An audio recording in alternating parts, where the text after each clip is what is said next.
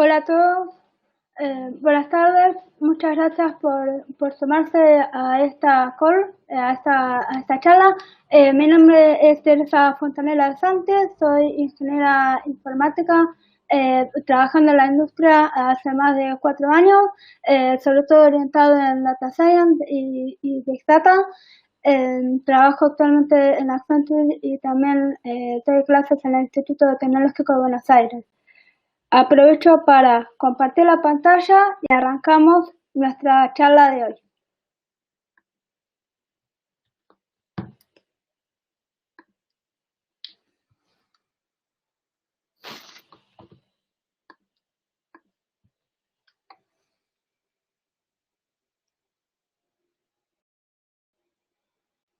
Perfecto, listo. Ahora que se escucha todo bien, arrancamos. Bueno, hoy les voy a hablar sobre cómo crear pipeline en Databricks.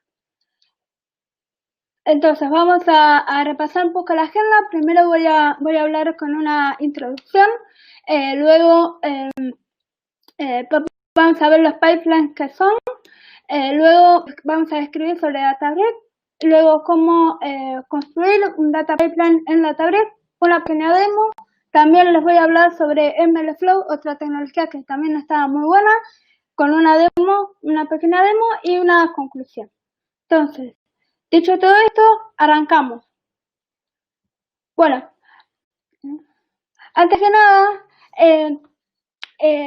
digamos, con esta pequeña introducción quiero decir lo siguiente. En la internet encontramos, y también digamos, en nuestra vida laboral, las empresas o en nuestra vida personal, encontramos un montón de datos insertos digamos, en muchos formatos, en muchos tamaños y tipos distintos, y de los más variados. Por ejemplo, en bases de datos relacionales como Postgres o MySQL, o bases de datos no relacionales como NoSQL, MongoDB, Cassandra, o formatos de video o de geolocalización o de las redes sociales.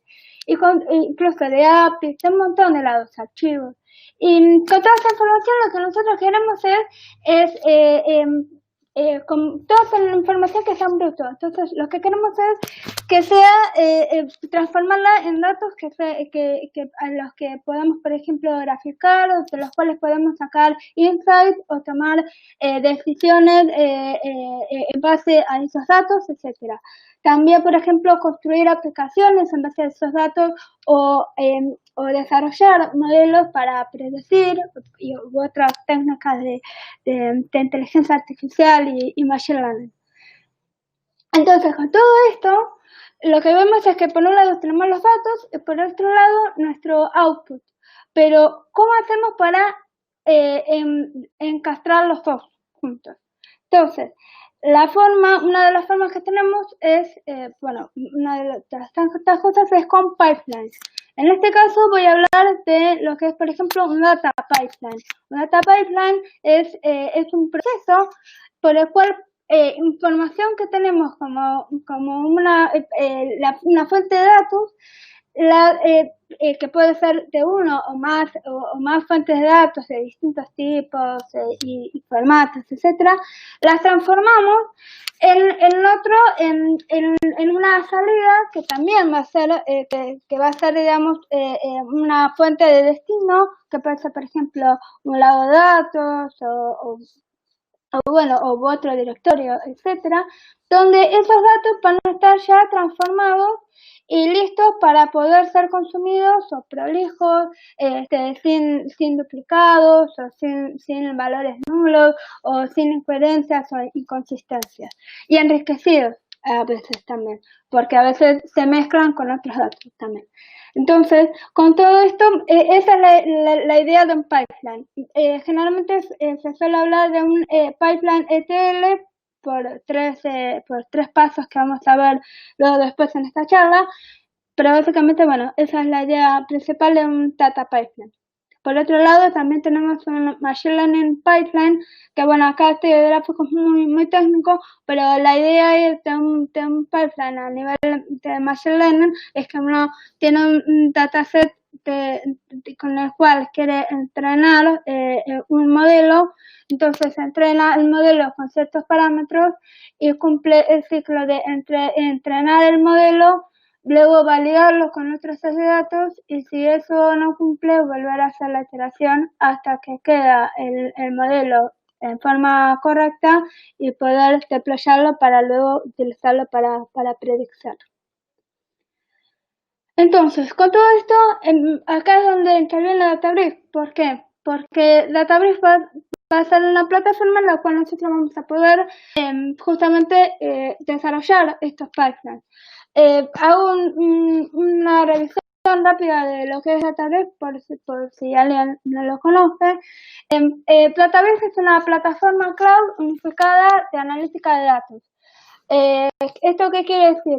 Por un lado, es una plataforma cloud, o sea, básicamente está hosteada en la nube, por ejemplo en Amazon o en Azure.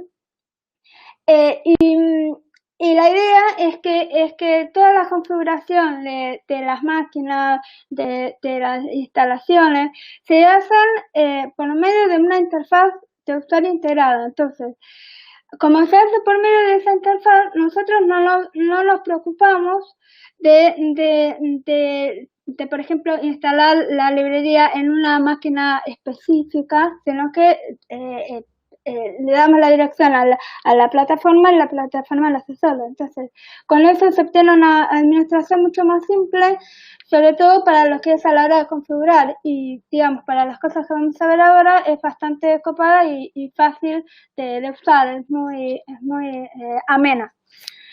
Entonces, es más, después vamos a ver, se puede acceder con una URL en un browser común y corriente. Eso por un lado. Por otro lado, es que es unificada y analítica de datos. Entonces, ¿qué pasa? En una misma plataforma encontramos como varias piezas juntas. Dos piezas fundamentales son, por un lado, todo lo que es Data Science Workspace, que justamente tiene que ver con el tema de notebooks colaborativas, que son muy parecidas a la Jupyter Notebook para aquellos que hayan trabajado con Python y Jupyter Notebook. Bueno, es algo como eso, que acá se puede programar tanto en Scala, en Python, en R, etc. También tienen entornos de Machine Learning optimizados y tienen, bueno, justamente con una herramienta que vamos a ver después llamada MLflow, tenemos un ciclo completo o sea, podemos manejar ciclos también de Machine Learning, de deployar modelos en Machine Learning. Y además, eso por un lado, por el otro lado tenemos lo que sería un servicio unificado de datos. Es básicamente la parte más de data engineering o del procesamiento de datos. Lo que tiene que ver con hacer construir, desarrollar data lakes confiables, con datos que sean fáciles de acceder, rápidos y eficientes, muchas veces compactados, comprimidos, etcétera, y que con todo esto, bueno, se pueda justamente, si se usa, sea la lógica del negocio que sea, el caso de uso que sea, poder aplicarlo, poder obtener insights o digamos, métricas o información relevante de la aplicación en sí, de la aplicación en la que le estamos usando. Respecto a los casos de uso, bueno, son muy variados, pero bueno, va desde utilizar inteligencia artificial y machine learning a gran escala, utilizando incluso algoritmos de deep learning, o de procesamiento natural del lenguaje, hasta pasando por ciberseguridad, de data warehousing, hasta por ejemplo procesar datos de sensores de IoT, sensores en tiempo real. Y también, por ejemplo, se pueden aplicar en algo que me parece muy interesante, que es aplicar todas las reglamentaciones de datos, como por ejemplo GDPR o HIPAA, que salieron en los últimos 2 o 3 años, y que son muy importantes, al menos digamos, a nivel negocio, empresas, es algo que se usa y que tiene relevancia hoy en día. Entonces, dicho todo esto, vamos a detallar un poco cómo funciona Databricks con un repaso medio rápido, si no aburro mucho con esto. Básicamente, Databricks consta de una interfaz gráfica, como la que vemos acá en la derecha, que accedemos con el browser, y consta de tres elementos importantes. El primero son las notebooks. El segundo, las notebooks son básicamente el lugar. Las notebooks son básicamente el lugar donde desarrollamos nuestro código, ¿sí? Como una Jupyter Notebook, por ejemplo. Básicamente desarrollamos nuestro código ahí, vamos a desarrollar ahí nuestro pipeline, y los clusters son básicamente, que es lo que vemos abajo, los clusters son justamente aquello que son como la zona de cómputo de esta plataforma, que bueno, justamente ahí donde nosotros corremos las notebooks. Algo muy importante es que es bastante fácil con esta plataforma es crear un clúster, incluso se puede apagar por sí solo, con lo cual no tiene esa complejidad de los que serían los fierros o digamos las máquinas así, servidor por servidor. Esto es mucho más intuitivo. Y por otro lado está el Databricks File System, que es básicamente el storage, un storage básico que tiene la Databricks para almacenar información, datos, también las notebooks y demás. Obviamente podemos usar otros storage si fuese necesario, pero para el caso esto sería. Ahora vamos así al meollo de la cuestión, a lo más importante. ¿Cómo construir un data pipeline en Databricks? Bueno, en este caso vamos a usar notebooks en Python, pueden ser también en otros lenguajes, pero en este caso quería resaltar lo siguiente. Todavía no lo mencioné, pero en Databricks los clusters están hechos, son clusters de Spark. Spark es una tecnología, también es un framework que se usa mucho para procesamiento de grandes volúmenes de datos. Y también para machine learning, entre otras cosas. El problema que a veces se suele encontrar con Spark es que, digamos, sobre todo si se viene más del lado de Data Science, donde usamos más librerías como Apache Pandas o Scikit-learn, todas las de ese estilo, lo que refiere con el tema de los data frames, hay ciertas diferencias entre lo que se hace con Apache Pandas a lo que se hace con Spark.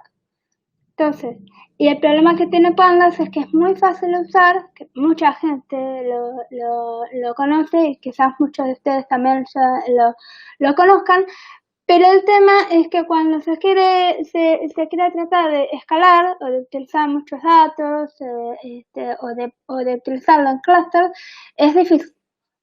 Entonces, la idea ahí es donde surge Apache Qualys. Apache Qualys todavía es una librería que está en sus primeras versiones. Todavía, digamos, le falta desarrollarse un poco más, pero a lo que apunta justamente a mezclar Apache Spark con Apache Pandas. Entonces tiene la misma interfaz de Pandas, pero corre por debajo con Spark. Entonces, vamos a ver cómo utilizar eso ahora y después hay tres etapas básicas de Data Pipeline que, bueno, esto es independientemente del tipo de tecnología que se use, pero que las vamos a usar acá, que son, por un lado, extraer los datos, lo que sería el periodo de, la fase de extracción. Es decir, dado una fuente de datos, extraemos esos datos de esa fuente, luego le aplicamos transformaciones, o sea, le aplicamos a esos datos les aplicamos transformaciones para, por ejemplo, sacarle repetidos, borrar los valores vacíos, por ejemplo, tuplas nulas, etc.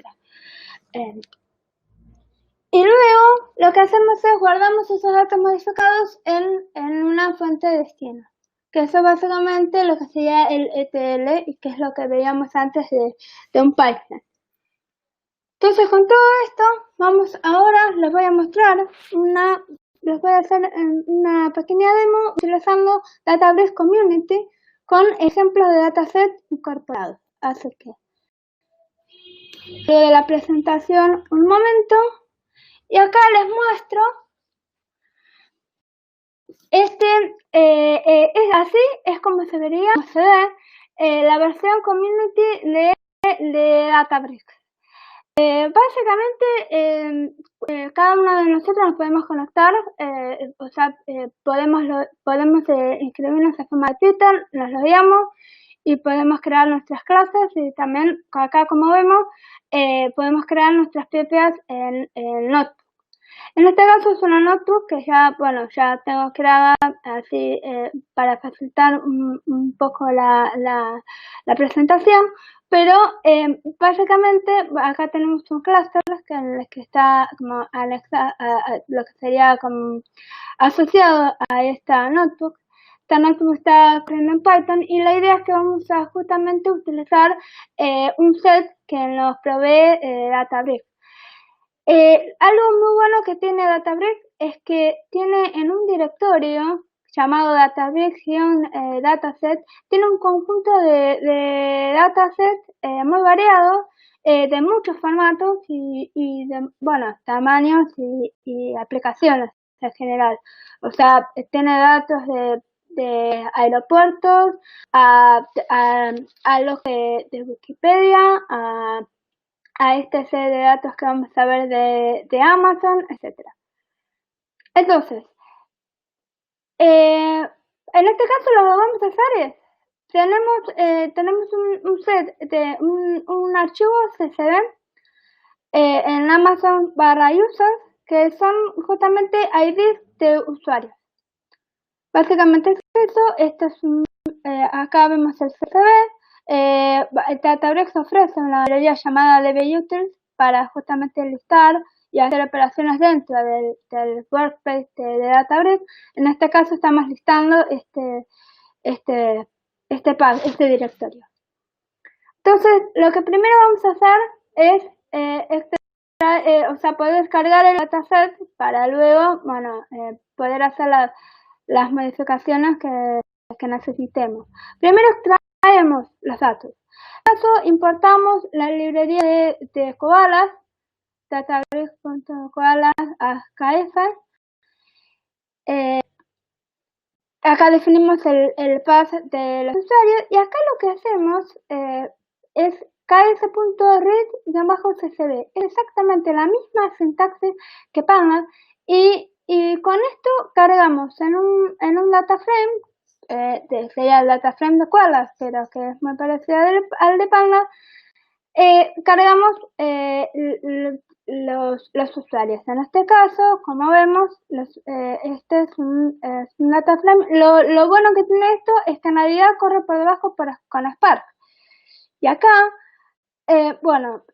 tenemos este user.cf, que es nuestro dataframe de usuario, con una columna llamada user con cada ID.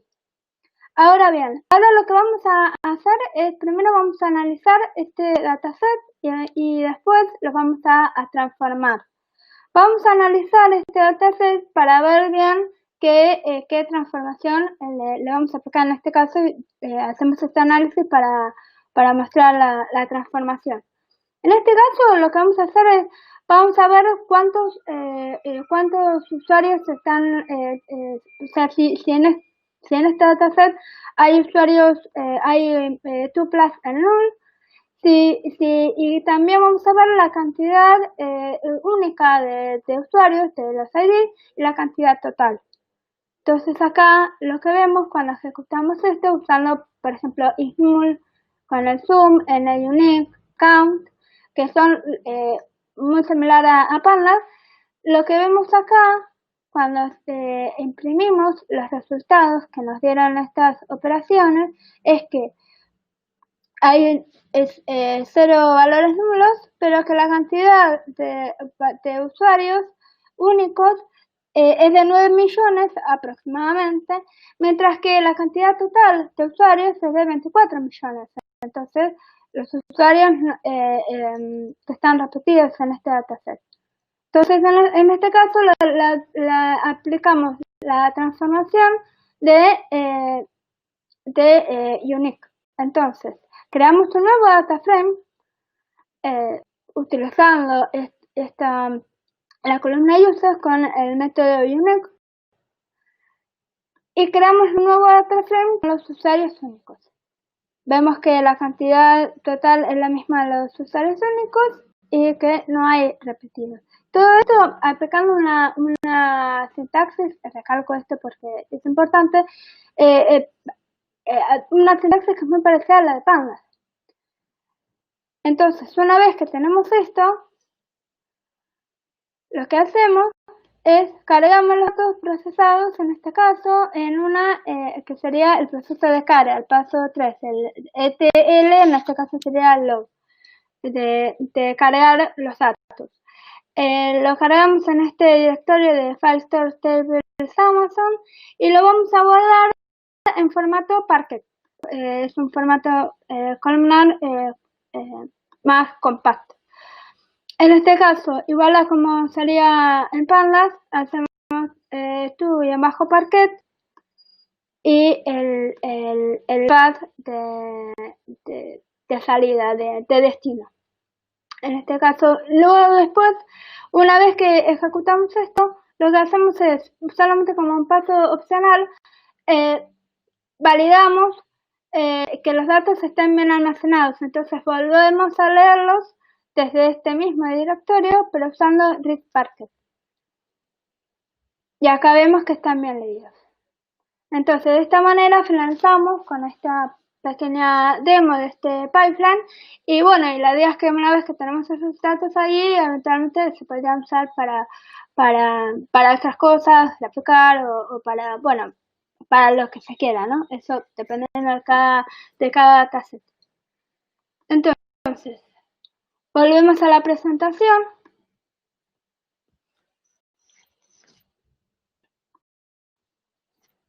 Lo que les voy a hablar es sobre MLflow. MLflow es una plataforma open source para manejo de ciclos de Machine Learning.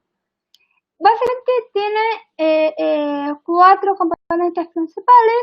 El primero es el tema de tracking. MLflow involucra un servidor de traqueo, donde traqueamos cada uno de los experimentos, que sería el segundo.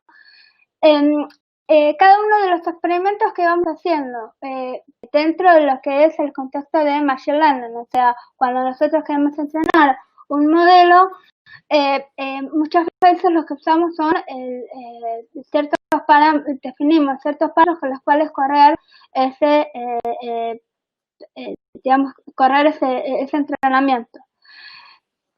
Entonces, justamente el tracking sirve para traquear eso y tener control. Es muy, muy útil justamente por eso. Otras 2 cosas que ofrece MLflow son los modelos, que básicamente ofrecen un servidor, o sea, no un servidor, sino, se desarrolla todo dentro del mismo servidor de MLflow, pero es un repositorio centralizado de modelos. Entonces, vos ahí, en ese repositorio, vos ahí podés tener justamente tus distintos modelos con las versiones y demás. Y también están los proyectos. Los proyectos básicamente es el código código que se utiliza para el entrenamiento y para los modelos se compacta. Esa es la idea. Con todo esto, hagamos una nueva demo. Entonces vuelvo nuevamente al entorno de Databricks. En este caso les voy a mostrar lo siguiente. Esta demo bueno, está basada en un ejemplo de MLflow, de la página de MLflow, y la idea acá fundamental es que vamos a usar un dataset de diabetes. La idea es que vamos a aplicar un modelo de regresión lineal sobre un dataset de diabetes de Scikit-learn, y de esa manera lo que vamos a hacer es, bueno, vamos a hacer la métrica de disease progression, de la progresión de la enfermedad, sí, basada en varios en varias features, en varias variables como BMI, presión arterial, etc. Vamos a utilizar el modelo de regresión lineal llamado ElasticNet, que está también en Scikit-learn, y lo más importante es que vamos a tener los hiperparámetros alfa y L1 ratio. Entonces, lo que acá les voy a mostrar, o lo que quiero enfatizar, no es tanto en el código de cómo se entrena el modelo, sino lo referente a MLflow. Entonces, por un lado tenemos el código, en este caso estamos cargando el set de datos de diabetes de Scikit-learn y creamos un data frame para el modelo, justamente para el modelo lineal. Acá sería como el primer paso. Después el segundo paso es, bueno, en este caso acá definimos una función para hacer un gráfico del ElasticNet Descent Path, que básicamente es lo más importante que queremos destacar con esto es que después ahora lo vamos a ver. Es básicamente un gráfico que muestra el ElasticNet Descent Path. Pero el tema es que ese gráfico varía según los parámetros. Entonces, acá es donde viene la cuestión. Para cada entrenamiento, lo que vamos a querer entrenar este modelo basado en dos parámetros. Bueno, basado en los datos y basado en el parámetro alfa y en el L1 ratio. Entonces, ¿qué pasa?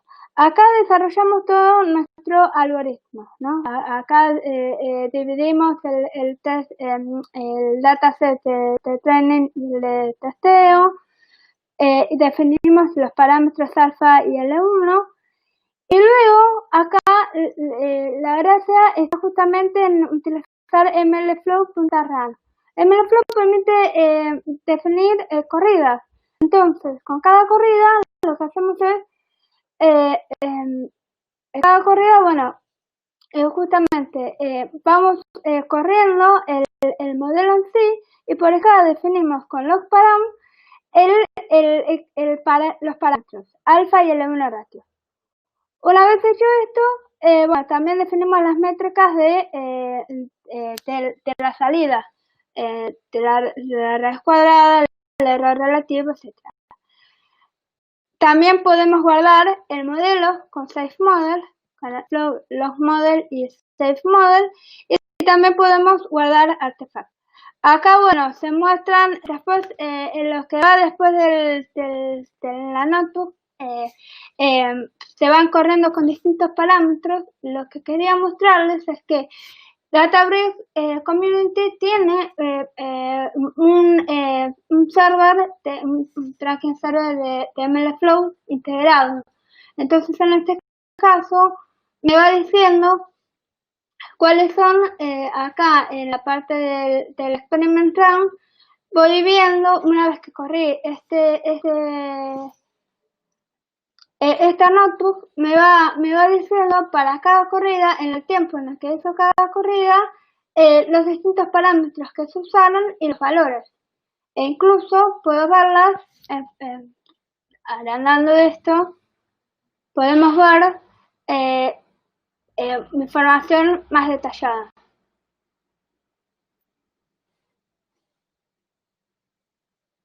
En este caso, podemos ver bien los datos, los que fallaron, los que dieron bien, etc. Y poder esta información, buscar y demás. Entonces, con todo esto, vamos para una conclusión. Vuelvo a compartir la presentación. La conclusión es cómo usar Spark con Apache Flap dentro de Databricks, lo cual va a proveer una interfaz mucho más fácil de usar y también permite ser performante. Por otro lado, vimos qué fácil y qué interesante es utilizar Databricks Community con una interfaz gráfica muy accesible y que la verdad es que para pruebas cortas sirve mucho y incluso es gratuita, entonces se pueden hacer pruebas fáciles sin necesidad de tener que instalarse en forma local muchas cosas, como MLflow o mismo Spark, etc. Y después MLflow como herramienta es muy útil para todo para los ciclos de Machine Learning y sobre todo para correr experimentos. ¿Preguntas?